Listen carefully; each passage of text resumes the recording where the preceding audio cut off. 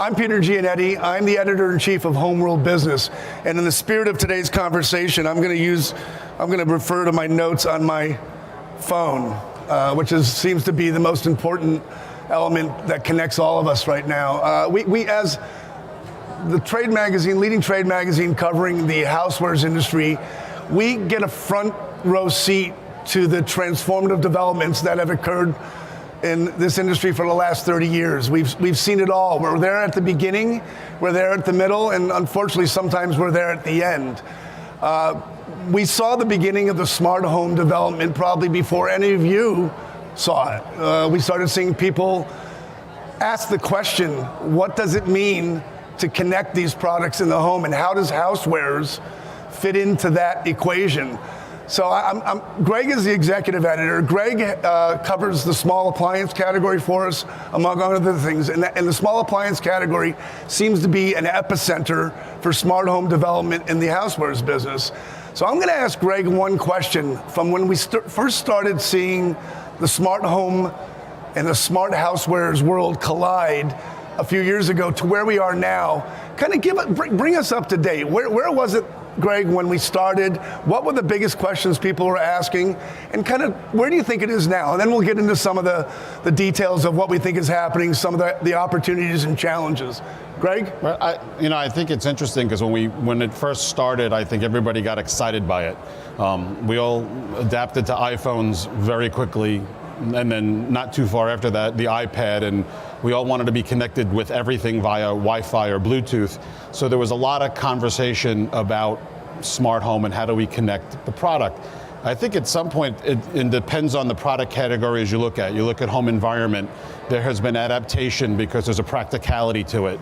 People can turn on their air purifiers and set their air purifiers before they get home. They leave the office, they've got a half-hour drive home, they can set put the unit on and get the air clean and get it flowing. And I think in kitchen electrics, I think the industry as a whole has kind of tapped the brakes a little bit because they're looking at the balance of value and investment in coffee makers and blenders versus what the consumer wants to pay. So and there's a lot of cost behind the scenes in terms of product development and app development. And I don't think early on there was a lot of thought about that. And when you get into app development, it's a tricky process. It takes a year to develop an app, and then by the time you're ready to go, you got to update it. And you got more cost, and now you can't go to market with it. So I think kitchen electrics especially, there's a little bit of a period of where does this have practicality? How do we do this? And then how do we do it as a value to the consumer so we don't drive the price too high? And I think that's kind of where we are right now, broadly on the kitchen electric side. We'll get into a few more of the categories where we think there's an opportunity, but I recall a story that I like to tell. In the beginning stages, there was a company that we do some business with that I've covered for years, and the executives there spent at least a year developing an app for a product category where the application of smart technology, connected technology, and the finished product was actually pretty genuine and pretty real. A year after he had developed that app, the platforms changed, the technologies changed, and they almost had to go back to the drawing board because they were already obsolete. And the housewares business is a business that often races to kind of adapt to new ideas, to the point sometimes where it becomes a race to the bottom. And what we're finding in smart home is that you can't race to the bottom. It may be a race, but this takes companies outside of their comfort level.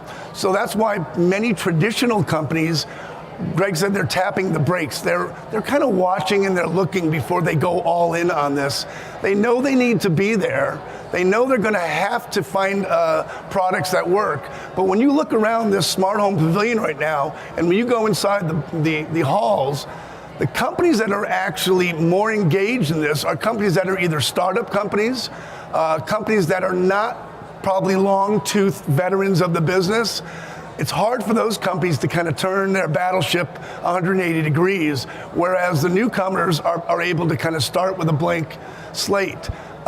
So you are all, the companies here are all kind of the case studies, the acid test, the beta test, if you will, for what's going to happen. So there's a lot of people watching you to find out where it works, where it's needed, and how it's all going to come together. I think, Greg, at that point, you'll start to see the longer, the established veterans probably go all in. Let's zero in on opportunities. You talked a little bit about home environment products, floor care products. There are healthcare products. I'm going to stay away from kitchen electrics just for a second. The one thing they all have in common is there's a need for remote control or remote monitoring. The idea of interacting with a product up close sometimes mitigates the need for a smart application or a networked application. Talk a little bit about that kind of common link between healthcare, home environment, floor care. Right, and I think floor care, you look at robotic vacs. You can turn your robotic vac on at home and off it goes. But again, at some point, is there a convenience to turning it on when you're not at home, when you want it to clean, when the kids are out and maybe your pet's away at a neighbor's or something? Is there a need to do that? And I think it ultimately comes back to the convenience of how does this make my life easier? And we've seen that, and home environment's been that category where we really have seen the companies really dive into, how you can control certain allergens that come out. If you have a pet, do you have to control the elimination of pet dander? So that it gives you a lot more control from a remote standpoint, not unlike you would with a home security system. You want the ability to monitor what goes on at home from your office or if you're traveling. So there's a commonality to that.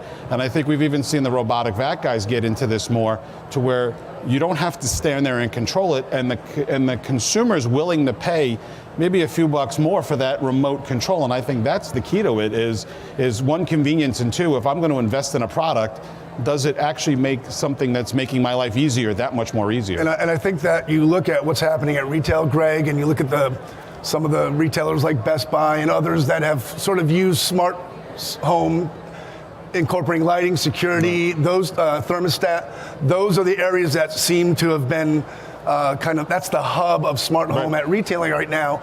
And products that are closer to that area, where that kind of remote access to information and monitoring, that's kind of where it kind of builds in concentric circles. Right. It's getting into the kitchen. Major appliances have really been at the forefront of adapting smart home, both as a portal and also a unit of control. So we're going to get to the point where all of these categories are there.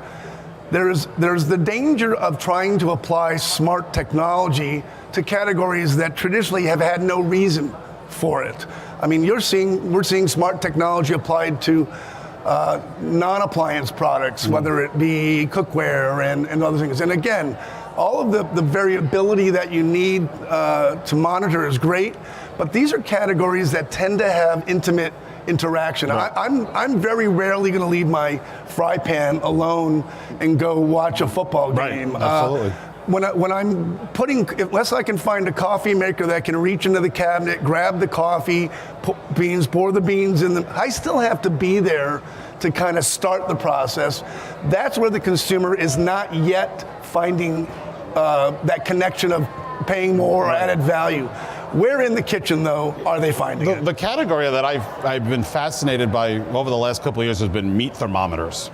A very basic product that has been around forever.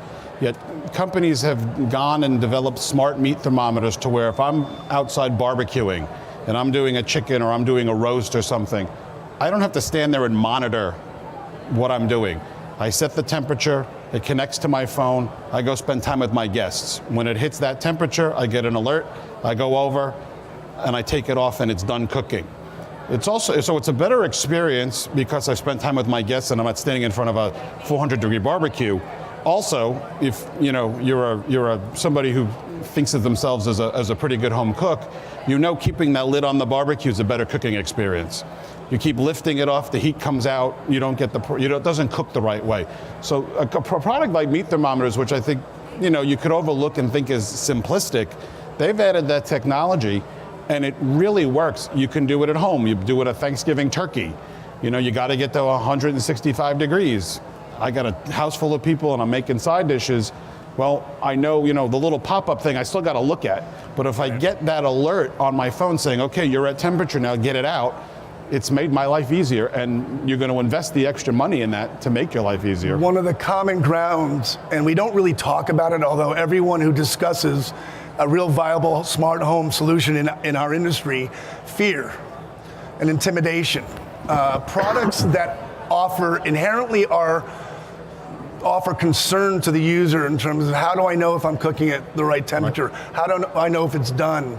How do I know if the door's locked? How do I know if my pressure cooker is working and it's not going to somehow... You got to trust it. So fear, it's about turning that fear into trust. You use the word trust, and that's where that's where we've evolved from a marketing standpoint. I think it's easy to kind of capitalize on people's concerns, but you have to convert that concern into trust. And that's why when you look at the categories that we've talked about where smart home is succeeding, it's that ability to take fear, worry, concern, and transition it into trust. So I think that's going to be something that remains an important driver in the business as we go forward. Well, and I think to that, this morning, Peter and I saw a demo from Chefman, who has a multi-cooker pressure cooker that can be app controlled. And it's got a lot of cool features. The one I like the most is the self-release of steam. When it's done cooking, it gives you a countdown to when that steam is going to be released, and it automatically releases the steam. So I'm not sitting there with a spatula or a towel to try to release the steam. It releases itself, makes it a safer operation, and you got to trust it. But the technology's there to where the unit does something itself, makes a good meal, but makes it safely. So sort of the concern about pressure cooking it takes another step away from that, and it's a better experience for the consumer. In the context of safer, security is an issue in this business, but not just security of the products you use, but the platforms and the technology, software systems. We all recall, and we covered this extensively, was it a year plus ago, where there were people hacking through smart home devices, yes. Baby monitors, whatever it is. And at the time, it was kind of still the wild, wild west in the development. So everyone again is racing to figure out a way to connect their product to an app and connect it through Bluetooth or Wi-Fi or whatever, not realizing that you're opening kind of the gate. So where is this industry now in terms of understanding how to manage that security threat, if you will? That I still think is the biggest challenge, because ultimately when that story broke, where Twitter and Facebook got hacked through smart home appliances, we reached out to a bunch of organizations and a bunch of companies to get some input. The phones went quiet. We didn't get a lot of feedback back. It's clearly an issue out there that we're talking about, maybe in their back offices or back rooms, didn't want to talk about publicly. We wanted to talk about it publicly and said, listen, if I'm going to buy a smart blender or a smart coffee maker that can be hacked to crash a social media site, to get into my home security system, that's a concern for me. How do I know that security software is working? How do I know it's updated? How often do I have to update it? And I think that's still an issue that needs to be tackled. And I think that's a big issue out there that doesn't get enough headlines and doesn't get talked about enough, because it is another portal for people, whether they're some guy in his mom's basement, or it's a foreign government that wants to hack in. They've got another way to do that. And if these products are insecure, the question is going to be, who's liable? Who's responsible? How does the consumer go about updating the software of that item? Can you do it through a Google Home or an Alexa item? Yep. I think that's still the big question out there. Yeah, and you look at these companies again here. Many of them didn't start their business thinking they were housewares companies or small appliance companies or home environment companies. They started their business from the standpoint of, we're going to start as a smart home company. The larger companies that I alluded to earlier have had to kind of transition their whole mindset, and many of them didn't invest early on in almost a parallel development structure that understands all these things. That's one of the reasons they're kind of sitting back and watching. They're not used to doing business. They're used to adding features and bells and whistles and dealing with price points, but they don't always have to think outside of their comfort zone. This business has forced them to do that. the advantage that many of the companies here have is that they started with as many startups do, or as many people who come into a business that aren't thinking about being part of the establishment. Right. They're the disruptors. What they'll have to figure out, though, Greg, is with a disruptive technology or disruptive product, they are going to have to figure out how to fit in to a generally established marketplace, whether that's a brick and mortar marketplace, whether that's a digital marketplace. So it all converges together at some point. You mentioned Alexa and some of the assistants. It seems that being able to be compatible with these home assistants right now and smart speakers or whatever is almost going to be kind of a point of cost of entry in this right now? I think it is. I think the issue 3 years ago was you had all these companies doing their own platforms in smart home.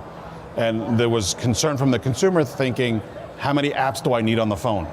If I have a Samsung appliance, if I have a Panasonic appliance, if I have a KitchenAid appliance, am I going to need all these apps? Are they going to talk to each other, or are they not going to talk to each other? How do you connect them?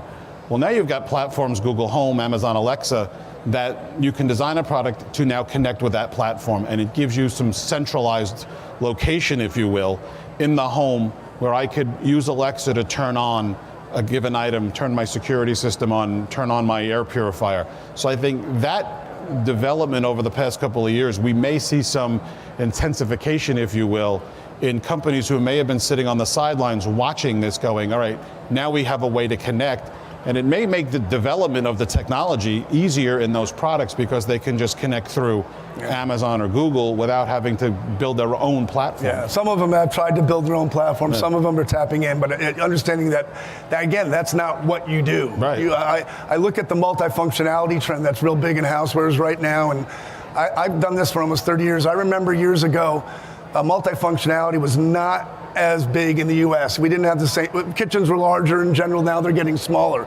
The idea of multifunctionality is being incorporated into a lot of product development, and smart home is in some respects an added functionality to the product. What we learned years ago is if one function in a multifunctional product does not work well, the dissatisfaction extends to the rest of the product. So as this industry evolves, making sure if smart home is going to be a driving or an important feature and benefit of that product, it's got to work. It's got to work consistently. If it doesn't, the dissatisfaction extends to the entire product. The product gets pushed aside, or people lose interest in it. Get bad reviews. And we talk about bad reviews. I mean, it is such a unique element to a business that never really had to think about that type of dimension. Right. It changes the whole game. We cover change at Homeworld Business all the time. And again, I think I mentioned earlier, you have to be aware of change for the sake of change in everything you do. Everyone's looking for new. Everyone's looking for exciting. Everyone's looking for change. Radical change is not always accepted in the business. Smart home is a radical change. But we're at a point right now where it's also evolving. Change moves from revolutionary to evolutionary. One of the things I'm concerned about is the word smart. We see smart being added to so many products right now that really aren't smart home products. They don't have a level of connectivity. They may have some programming in it that they've had for 35 years, and someone puts the word smart on a box and they believe they're buying a more full-fledged smart item. It's going to be up to everyone in this room, people in that room, people in those buildings, to make sure they police this business right now, because the opportunity is so robust. The attraction to try to enter it and take advantage of it is also robust. So that's going to be a big issue going forward too, trying to differentiate what products not only are applicable to a real true smart home benefit, but which products really are smart home products the way we're defining them right now. Well, we saw that, I think, when the green movement started 10, 15 years ago. You had legitimate companies coming in, making products out of recycled material, making products out of bamboo. There was a sustainability angle there. And then some companies started saying, well, my product lasts a long time, it's green. well, you're diluting the message, and that's not really in the spirit of this. So to your point, Peter, is, smart's got to be smart. It just can't be, because I say it's smart. And I think that's this is an industry that runs to new ideas, Yeah. and as I said earlier, sometimes it runs a little too fast. This one needs to develop. You don't have 10 years to develop it, but let it develop. On the point of sustainability, it makes me remember what happened when we started covering the green movement. It was really exciting, and everyone was talking about it. Same parallel to smart home. People started overusing the idea and just trying to infuse some idea of sustainability into it, and it lost a little momentum. What really happened was everyone was forced to figure out a way to add true sustainability to their product. Right. It stopped being the feature or benefit at the top of the list and became an important benefit to a broader scope of products. I think over time we'll see that happen in smart home. The excitement won't necessarily end, and everyone will be continuing to add new ideas, but smart home will become a core of this business. It's going to be bumpy along the way. There's going to be mistakes made. We're going to cover the bumps. We're going to cover the mistakes, but what I hope we end up covering is a time when the idea evolves to the point where this industry as a whole has figured out a way to integrate their products into a smarter environment, which at the end of the day creates a more satisfied consumer. We sell more products, retailers are happier, we wait for the next transformative idea.